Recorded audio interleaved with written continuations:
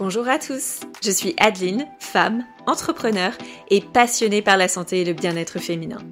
Ma philosophie, le savoir, c'est le pouvoir. Et quoi de plus puissant que de connaître son propre corps, comprendre son fonctionnement et maîtriser les réflexes préventifs à adopter pour véritablement prendre le contrôle de sa santé et de son bien-être en tant que femme. C'est au travers de discussions franches avec d'autres femmes, amis, proches ou encore collègues, mais également avec des professionnels de santé que j'ai pensé pourquoi ne pas partager ces situations, ces découvertes et autres pépites de la vraie vie avec vous toutes et tous. Bienvenue sur Naviguer sa féminité, le podcast où nous allons partager connaissances, informations et expériences pour que nous puissions toutes prendre le contrôle de notre santé et de notre bien-être tout au long de nos vies de femmes.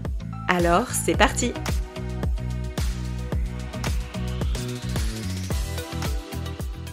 Quand on tombe enceinte, beaucoup de questions surgissent. Et l'une des plus fréquentes concerne le sport. Peut-on continuer à faire du yoga, à courir ou à soulever des poids? Est-ce qu'il faut tout arrêter? Est-ce que c'est dangereux pour le bébé? Beaucoup de femmes pensent qu'elles doivent forcément soit ralentir, soit changer de sport, ou même totalement renoncer à bouger pendant 9 mois. Et pourtant, les recommandations scientifiques nous disent tout autre chose. Dans cet épisode, nous allons nous intéresser aux bienfaits de l'activité physique pendant la grossesse, aux sports conseillés, aux précautions à prendre, et je vous partagerai aussi des exemples concrets de sportives qui ont continué à bouger, même à très haut niveau, tout en étant enceintes. Alors, première idée reçue qu'on va déconstruire tout de suite. La grossesse n'est pas une période où l'on doit forcément se mettre à l'arrêt total. Cette croyance est encore très présente et pourtant elle est dépassée. Aujourd'hui, les professionnels de santé s'accordent à dire que, sauf contre-indication médicale, maintenir une activité physique régulière et adaptée est non seulement autorisé, mais recommandé. Le mot-clé ici, c'est adapter, pas arrêter. On peut et on devrait bouger pendant la grossesse, évidemment quand les conditions sont réunies pour le faire en toute sécurité. Alors justement, que disent les recommandations officielles? Et quels sont les bienfaits concrets pour le corps, la tête et même le bébé? L'Organisation mondiale de la santé, mais aussi le Collège américain des obstétriciens et gynécologues, souvent considérés comme des références, recommandent environ 150 minutes d'activité physique modérée par semaine pour les femmes enceintes, c'est-à-dire environ 30 minutes 5 fois par semaine. Bien sûr, on parle d'une activité adaptée. Concernant les bénéfices, ils sont nombreux: réduction du risque de diabète gestationnel, amélioration de la circulation sanguine, diminution des douleurs lombaires, réduction du stress, meilleur sommeil et même meilleure récupération postpartum. Sans oublier que le sport aide aussi à mieux vivre les changements corporels liés à la grossesse et à se sentir bien dans sa peau, et ça, c'est tout aussi important. Maintenant que c'est clair, oui, bouger est bon pour vous pendant la grossesse. La question c'est oui, mais quel sport ? Globalement, toutes les activités à faible impact sont encouragées. Par exemple, la marche rapide, la natation, le yoga prénatal, le vélo stationnaire ou encore le pilate. Ces pratiques permettent de rester active sans risquer de chute ou de choc sur le ventre. En revanche, il est conseillé d'éviter les sports à haut risque de chute comme l'équitation, le ski, l'escalade ou encore les sports de combat. De la même manière, les activités très intenses qui empêchent de parler pendant l'effort, c'est ce qu'on appelle le talk test, doivent être modérées ou évitées. Donc l'objectif, ce n'est pas de battre des records, mais de faire circuler l'énergie, de garder du tonus musculaire et de soutenir son bien-être de manière globale.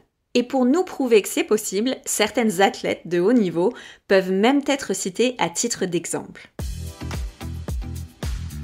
L'une des images marquantes des Jeux Olympiques de Paris en 2024, c'est celle de Nada Hafez, escrimeuse égyptienne, enceinte de 7 mois, qui a participé aux épreuves en déclarant fièrement 3 fois olympienne, mais cette fois en portant un petit olympien.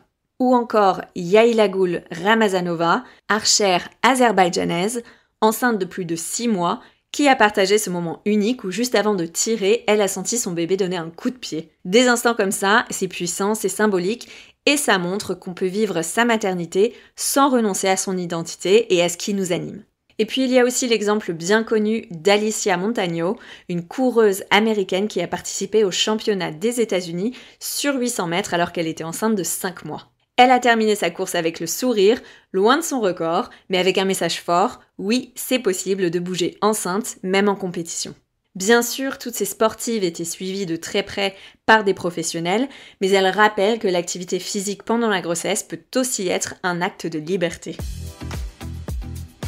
Le message que j'aimerais transmettre pour conclure, c'est celui-ci. Chaque grossesse est unique. Il n'y a pas de règle absolue. Certaines femmes auront besoin de ralentir, d'autres pourront maintenir leur niveau d'activité habituel pendant plusieurs mois. Et c'est totalement ok. Ce qui compte, c'est d'écouter son corps, de ne pas se comparer et de s'entourer de personnes bienveillantes. Si vous ne savez pas par où commencer, vous pouvez toujours en parler à votre sage-femme, à un kiné spécialisé ou à un coach formé en périnatalité. Il existe de plus en plus de ressources et de professionnels pour vous accompagner. Le sport pendant la grossesse, ce n'est pas un luxe, c'est un outil de bien-être et vous avez le droit de vous en servir. Pour plus d'infos sur le sujet, je vous laisse tous les liens en description de l'épisode. Si vous avez la sensation d'avoir découvert quelque chose de nouveau sur vous-même, votre corps ou votre santé aujourd'hui, je vous encourage vraiment à partager cet épisode avec les femmes qui vous entourent. Votre expérience et vos réflexions pourraient faire toute la différence dans la vie de quelqu'un d'autre. Pensez à vous abonner pour ne pas passer à côté du prochain épisode. Et si vous avez envie de donner un coup de boost à ce podcast, n'hésitez pas à nous laisser 5 étoiles. À très vite!